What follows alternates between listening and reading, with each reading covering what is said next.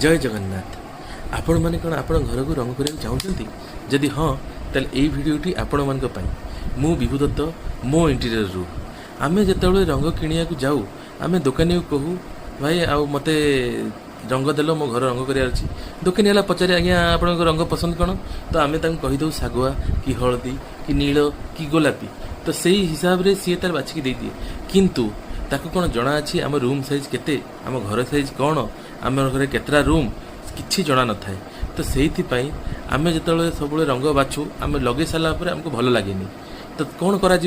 किसी असुविधा ना मु आसी आम जो